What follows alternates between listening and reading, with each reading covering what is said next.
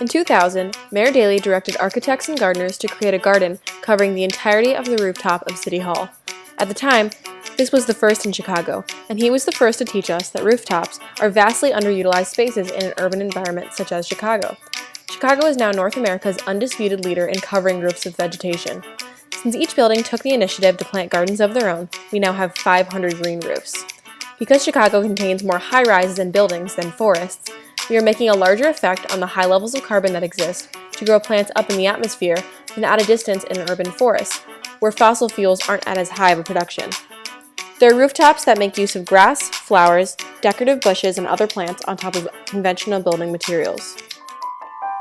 By growing a collection of plants among high-rises, we are creating something somewhat like a temperate forest within the city. This is called a mini-environment or microbiome. A temperate forest consists of low, mild temperatures due to the changing of seasons, which are specific to the biome's location. Trees and plants in deciduous forests have special adaptations to survive in this biome. Deciduous trees have leaves rather than pine needles, and they dominate temperate forests. They have the ability to create their own food through photosynthesis and lose their leaves during the transition from summer to winter. Carbon is an element that is always moving. Plants use it to make food and grow through photosynthesis. Plants that die and are buried may turn into fossil fuels containing high percentages of carbon, like coal or oil over millions of years. Fossil fuels are typically created from the decomposition of dead organisms, but in a large city like Chicago, the majority of fossil fuels are produced and burned by cars. The problem with burning fossil fuels is that they release greenhouse gases, which get trapped in the atmosphere, and carbon dioxide levels rise. Plants help absorb carbon dioxide and can increase the levels of it where fossil fuels are burnt the most, such as in Chicago. By reabsorbing carbon dioxide in plants high up in the atmosphere, we are slowing down and potentially stopping the global warming that occurs here. Here's how it works.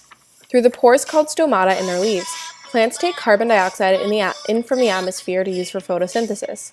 They then give off water through the stomata in a process called evapotranspiration, which cools the plant. It also cools the surrounding air, and because carbon dioxide is a major greenhouse gas, and rising concentrations of it are followed by rising heat levels, a high population of plants better regulates the temperature.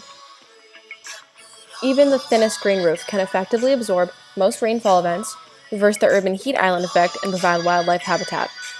By growing plants, we are making a larger effect than just approaching the issue of global warming.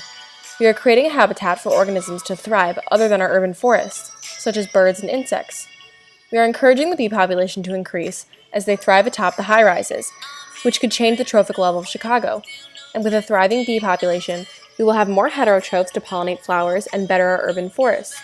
More green roofs will reduce need for air conditioning as global warming will slow down, which has been costing local schools and businesses to maintain.